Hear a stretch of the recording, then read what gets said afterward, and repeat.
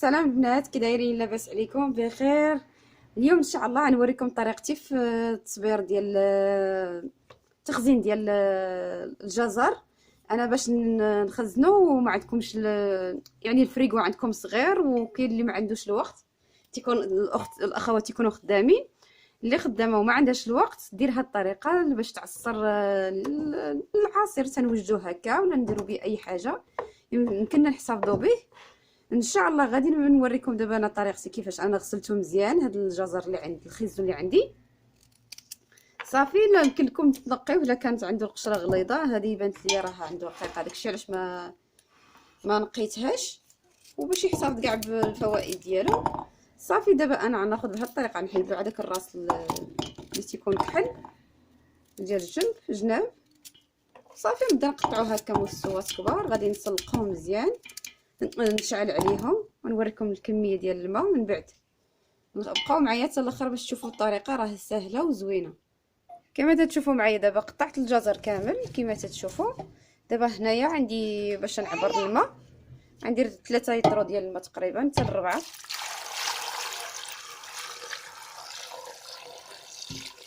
صافي نخليها 4 لتر ديال الماء، حيت انا عندي طنجره كبيره وعندها في العبار ديالها كما تشوفوا حدا هنا.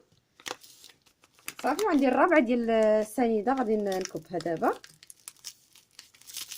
ونشعل عليه العافيه ونخليه يطيب كما قلت لكم. بهذه الطريقه غادي نكملوا نديرو يتسلق ونسد عليه نخليه يطيب ان شاء الله. نسد عليه الطنجره.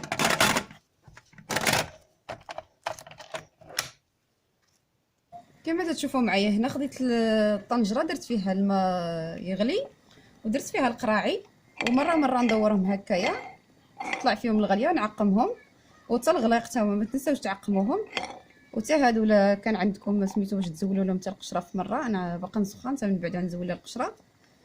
صافي نخليها تشرب مزيان وسميتو باش نزول هذيك القشره. صافي هذه طريقتي باش نعقم انا القراعي، يعني نخلي يغلي عليهم الماء، واخا ما يكونش الطنجره عندك كبيره تبقاي ديري لها هكا راه تتعقم كامله.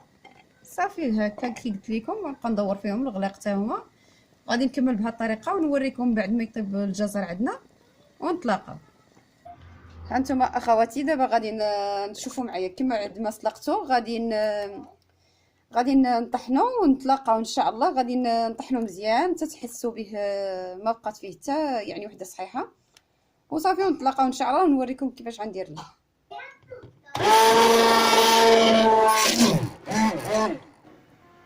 صافي بعد ما طحنتو دابا غادي نحيد هاد سميتها باش طحنتو. صافي وناخذ شي حاجه باش نصب والدواز. صافي قلت لكم غناخذ القراعي وغادي راني عقمتهم كما شفتوا معايا في الاول كلهم. صافي غادي ندير الدواز صافي ونبدا نصب هكايا في القراعي اللي غنخزن فيها. نتوما تشوفوا القوام ديالو راه ما تيكونش خفيف، حيت راه باقا غتخلطوا معاه الليمون ولا تخلطوا به اي حاجه، عصروا به اي عصير بغيتو يمكن لكم تضيفوه فيه. عوا من تضيفوا العصير ديالكم راه ما ديروش السكر ولا تذوقوا، لان هذا حلو.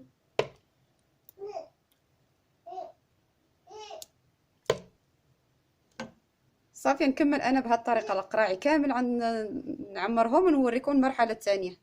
البنات انا بعد ما عمرت القراعي ضروري خصكم تسدوه مزيان، هذاك الشيء علاش وريتكم هذه المرحله. خصهم يتسدوا بالغليق اللي معقمين اصلا، خصهم يتسدوا مزيان، يعني تحاولوا تسدوه مزيان يعني مزيان. صافي وغادي نوريكم كيفاش غادي نعقمهم باش يصبروا لينا. كما تشوفوا معايا هنا نفس الطنجره خديت فيها درت فيها الماء، وغادي ندير فيها شي منديل هكايا غنزلو ونزل القراعي كما تشوفوا معايا. نحط عليها القراعي، هذيك المنديل درتو عا باش القراعي ما يبقاوش يتحركوا. صافي غادي نضيف كاع القراعي اللي عندي.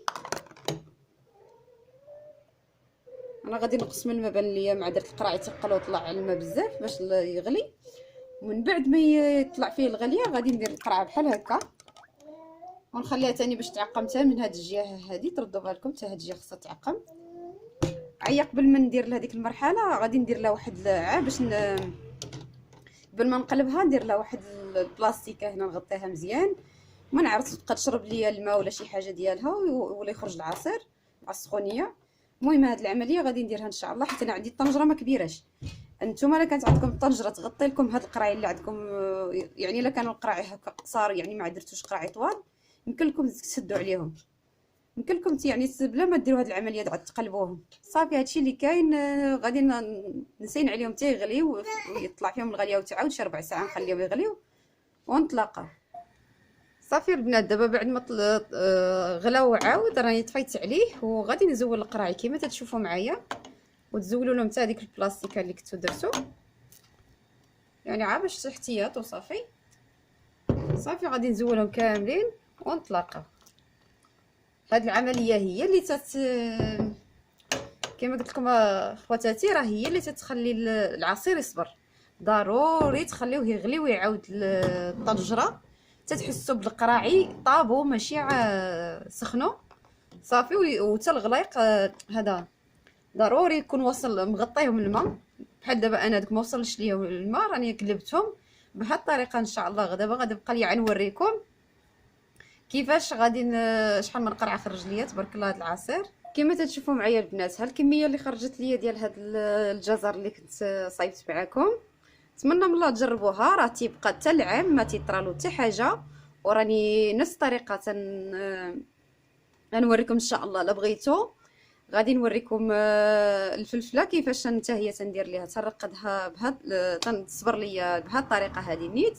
ولكن المكونات اللي داخل الفلفله ماشي هما ديال العصير، حيت العصير ماشي هي الفلفله لان الفلفله يعني مالحه وهذه حلوه.